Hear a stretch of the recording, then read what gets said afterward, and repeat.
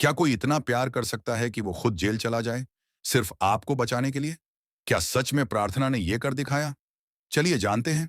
कुमकुम भाग्य के इस जबरदस्त ट्विस्ट की पूरी कहानी। सीरियल कुमकुम भाग्य में एक जबरदस्त मोड़ आ गया है, जिसने दर्शकों को चौंका कर रख दिया है। कहानी अब तक काफी दिलचस्प थी, लेकिन अब जो हुआ है, उसने सबको भावुक और हैरान कर दिया है। यह सब तब शुरू होता है जब जावेरी हाउस में अचानक आग लग जाती है। सभी लोग डर और घबराहट में आ जाते हैं। पुलिस पहुंचती है और शुरुआती जांच में शक जाता है शिवांश पर। सबूतों के आधार पर पुलिस उसे गिरफ्तार कर लेती है। लेकिन असली ट्विस्ट तब आता है जब प्रार्थना एक बड़ा फैसला लेती है। वो पुलिस स्टेशन जाती है और कहती है, जो कुछ भी हुआ है वो मैंने किया है। आग मैंने लगाई थी। शिवांश का इसमें कोई हाथ नहीं है। पुलिस अफसर चौंक जाते हैं। उन्हें यकीन नहीं होता कि प्रार्थना ऐसा कुछ कैसे कह सकती है। लेकिन वो पूरी गंभीरता से कहती है कि वही दोषी है। असल में प्रार्थना जानती थी कि अगर उसने ये जिम्मेदारी नहीं ली तो शिवांश को जेल जाना पड़ेगा, और वो ऐसा कभी नहीं चाहती थी। भले ही उनके बीच कई गलतफहमियां रही हों, लेकिन दिल के किसी कोने में वो अब भी शिवांश की परवाह करती है। पुलिस शिवांश को रिहा कर देती है, लेकिन वो समझ नहीं पाता कि आखिर ये हुआ क्या। जैसे ही वो पुलिस स्टेशन से बाहर आता है, वो पूछता है, अगर रौनक ने मुझे फंसाया था तो मुझे इतनी आसानी से क्यों छोड़ दिया गया? अगर मैं दोषी था तो मुझे बचाया क्यों गया? पुलिस वाले बताते हैं, रौनक ने नहीं, बल्कि प्रार्थना ने जुर्म कबूल किया है। उसे यकीन नहीं होता कि प्रार्थना ने ऐसा किया होगा।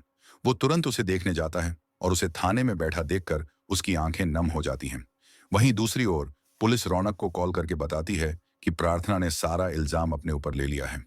ये सुनकर रौनक भी दंग रह जाता है। वो समझ नहीं पाता कि प्रार्थना ऐसा क्यों कर रही है। उसे एहसास होता है कि अब मामला उसके हाथ से निकलता जा रहा है। अब कहानी और भी पेचीदा हो जाती है। एक तरफ प्रार्थना जेल में है, जिसने खुद को बलिदान कर दिया सिर्फ शिवांश को बचाने के लिए। दूसरी तरफ रौनक है, जो जानता है कि असली दोषी वही है। और तीसरी तरफ शिवांश है, जो अब सच्चाई का पता लगाने की ठान चुका है। अब सवाल ये है, क्या रौनक खुद सच्चाई कबूल करेगा? क्या वो प्रार्थना को जेल से बाहर निकालने के लिए सामने आएगा? आपको क्या लगता है? क्या रौनक अब अपने गुनाह कबूल करेगा या प्रार्थना को यूं ही जेल में रहने देगा? कमेंट में हमें जरूर बताएं। कहानी यहां से और भी तेजी से आगे बढ़ती है, जारी है। अगले हिस्से में जानिए कैसे शिवांश लेगा रौनक से बदला और क्या प्रार्थना को मिलेगा इंसाफ। पिछले हिस्से में आपने देखा कि प्रार्थना ने शिवांश को बचाने के लिए अपने सिर पर सारा जुर्म ले लिया। पुलिस ने उसे गिरफ्तार कर लिया और शिवांश को छोड़ दिया गया। लेकिन अब शिवांश खुद उलझन में है। न वो चैन से रह पा रहा है, न चुप रह पा रहा है। शिवांश का दिल अंदर ही अंदर ये मानने को तैयार नहीं है कि प्रार्थना सच में जुर्म कर सकती है। वो खुद से सवाल करता है, जिस लड़की ने हमेशा सही का साथ दिया, क्या वो सच में आग लगाने जैसा जुर्म कर सकती है? शिवांश अब चुप नहीं बैठता। वो सबसे पहले जाता है जावेरी हाउस की सीटीवी फुटेज देखने। लेकिन वहां की रिकॉर्डिंग उस रात के समय गायब है। कोई जानबूझकर सबूत मिटा चुका है। इसके बाद वो स्मिता से मिलने जाता है। स्मिता शुरुआत में कुछ नहीं बताती, लेकिन शिवांश की सच्चाई जानने की जिद देखकर उसका दिल पिघल जाता है। वो बताती है, शिवांश, उस रात जो कुछ हुआ उसमें प्रार्थना की कोई गलती नहीं थी। असली दोषी रौनक है। लेकिन प्रार्थना चाहती थी कि तू बच जाए, इसलिए उसने खुद पर इल्जाम ले लिया। ये सुनते ही शिवांश का खून खौल उठता है। उसके अंदर गिल्ट और गुस्से की लहर दौड़ जाती है। उसे एहसास होता है कि वो अब तक गलत समझता रहा। अब उसके पास एक ही मकसद है, प्रार्थना को बाहर निकालना और रौनक को जेल पहुंचाना। शिवांश अब प्लान बनाता है। वो रौनक से मिलता है और कहता है, मैं जानता हूं कि तूने मुझे फंसाया, लेकिन मैं तुझे माफ कर दूंगा अगर तू प्रार्थना को रिहा करवा दे। रौनक पहले तो डरता है, फिर चालाकी से बोलता है, क्या सबूत है तेरे पास? और फिर वो तो खुद मान चुकी है कि उसने आग लगाई थी। शिवांश मुस्कुराता है, सबूत मिल जाएंगे, लेकिन अगर तू अब भी चुप रहा तो प्रार्थना को कुछ हो गया तो उसका खून तेरे सिर होगा। यह सुनकर रौनक थोड़ी देर चुप रहता है। उसके चेहरे पर तनाव दिखता है। उधर स्मिता अंदर से टूटी हुई है।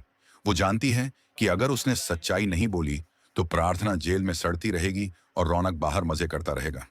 वो तय करती है कि अब और चुप नहीं रहेगी। वो पुलिस स्टेशन जाती है और बयान देती है, प्रार्थना निर्दोष है। उस रात आग लगाने वाला कोई और था, और मैं जानती हूं कि असली गुनाहगार कौन है। पुलिस अधिकारी उससे पूछते हैं, कौन है वो? स्मिता थोड़ी देर चुप रहती है, फिर कांपती आवाज में कहती है, रौनक। इस बयान के बाद पुलिस केस को फिर से खोल देती है। अब पुलिस के पास दो बयान हैं। एक प्रार्थना का, जो खुद को दोषी बता रही है, दूसरा स्मिता का, जो रौनक को असली गुनाहगार बता रही है।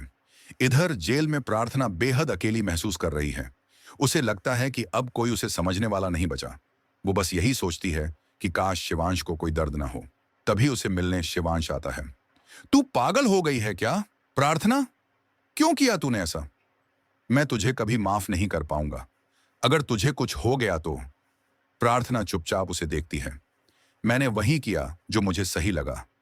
मैं नहीं चाहती थी कि तू उस आग में जलता, उस झूठे इल्जाम में फंसता। शिवांश की आंखों में आंसू आ जाते हैं। मैं तुझसे लड़ता रहा, तुझे गलत समझता रहा, और तूने मेरे लिए ये कर दिया। उनका मिलन बहुत भावुक होता है। दोनों एक दूसरे की आंखों में वो सब कुछ कह देते हैं जो शब्दों में कह पाना मुमकिन नहीं होता। प्रार्थना का ये बलिदान क्या सच्चे प्यार की मिसाल है? हमें कमेंट में बताएं। अब कहानी उस मोड़ पर पहुंच चुकी है जहां एक फैसला सब कुछ बदल सकता है। अगले भाग में जानिए, क्या रौनक सच्चाई कबूल करेगा? क्या प्रार्थना को इंसाफ मिलेगा? और क्या शिवांश अपने प्यार को खोने से बचा पाएगा?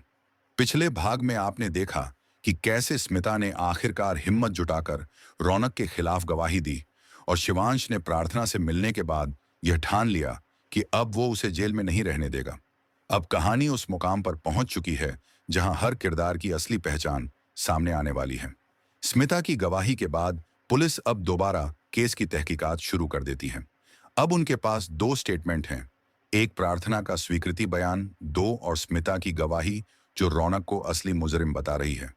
पुलिस को शक गहराता है क्योंकि स्मिता सिर्फ कहानियां नहीं सुना रही, बल्कि कुछ तथ्य और सबूत भी दे रही है, जैसे कि रौनक की उस रात की लोकेशन, उसकी गाड़ी की जीपीएस ट्रैकिंग और कुछ जलने के निशान जो उसकी शर्ट पर पाए गए थे। ये सबूत पुलिस के हाथ आते ही मामला मजबूत हो जाता है। अब पुलिस रौनक को समन भेजती है और उसे पूछताछ के लिए बुलाया जाता है। रौनक जब थाने आता है तो पहले तो पूरे कॉन्फिडेंस में होता है। वो पुलिस को उलझाने की कोशिश करता है। मेरे खिलाफ कोई सबूत नहीं है, ये सब कोई साजिश है मुझे फंसाने की। लेकिन जैसे ही पुलिस उसके सामने सबूत और स्मिता का बयान रखती है, उसका चेहरा उतर जाता है। पुलिस अफसर कड़क आवाज में पूछते हैं, अगर तुम निर्दोष हो तो आग लगने की रात सीसीटीवी क्यों गायब हुई? तुम जावेरी हाउस के पास क्यों देखे गए?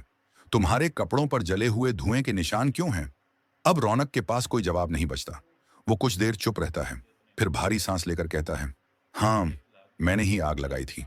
ये बात जैसे ही सामने आती है, पुलिस उसे तुरंत हिरासत में ले लेती है। अब प्रार्थना के लिए रास्ता साफ हो गया है। शिवांश जैसे ही ये खबर सुनता है कि रौनक ने गुनाह कबूल कर लिया है, वो सीधे जेल पहुंचता है। प्रार्थना बाहर आती है, उसे देखकर शिवांश की आंखें भर आती हैं। अब तू आजाद है और हमेशा मेरे साथ रहेगी। प्रार्थना कुछ पल के लिए कुछ नहीं कह पाती, फिर बस धीरे से मुस्कुराती है। मैंने कभी सोचा नहीं था कि तू खुद मेरे लिए इतना करेगा। शिवांश उसे देखकर कहता है, अब हमारी जिंदगी में कोई झूठ, कोई गलतफहमी नहीं होगी, सिर्फ सच और साथ। प्रार्थना की रिहाई के बाद वो दोनों घर लौटते हैं। अब पूरा परिवार इस सच से वाकिफ हो चुका है कि रौनक ही असली मुजरिम था। बुआ माँ, जो हमेशा प्रार्थना के खिलाफ थीं, अब चुप हैं। उनका घमंड और शक दोनों टूट चुके हैं। अब परिवार में एक नई शुरुआत हो रही है। सब लोग धीरे धीरे प्रार्थना को अपनाने लगते हैं। शिवांश हर जगह उसके साथ होता है। एक दिन शिवांश प्रार्थना को ले जाता है उसी जगह जहां उन्होंने पहली बार एक दूसरे को ठीक से जाना था। वो घुटनों पर बैठकर कहता है, तेरे बिना मेरी जिंदगी अधूरी है। तूने मेरे लिए जो किया, उसके लिए शब्द नहीं है मेरे पास। क्या तू हमेशा के लिए मेरी जिंदगी बनना चाहेगी? प्रार्थना की आंखों में आंसू हैं, इस बार खुशी के। हाँ शिवांश, मैंने तुझसे लड़ाई भी की, तुझसे नफरत भी की, लेकिन प्यार सबसे ज्यादा किया। और दोनों एक दूसरे को गले लगा लेते हैं। ये लम्हा उन सारे दर्द, संघर्ष और बलिदानों की जीत होती है। अब जब रौनक जेल में है और सच्चाई सामने आ चुकी है, शो में एक नया चैप्टर शुरू होने वाला है, जहां प्रार्थना और शिवांश मिलकर न सिर्फ अपने रिश्ते को और मजबूत करेंगे, बल्कि उस हर साजिश से लड़ेंगे जो उनके प्यार के खिलाफ खड़ी होगी। लेकिन क्या बुआ माँ चुप बैठेंगी? क्या कोई नई साजिश फिर से उनकी खुशियों को छीनने आएगी? आपको क्या लगता है, क्या शिवांश और प्रार्थना अब हमेशा साथ रहेंगे, या कोई नया तूफान उनकी जिंदगी में दस्तक देगा? अपनी राय हमें जरूर बताएं। और अगर आपको ये कहानी पसंद आई तो इसे शेयर जरूर करें।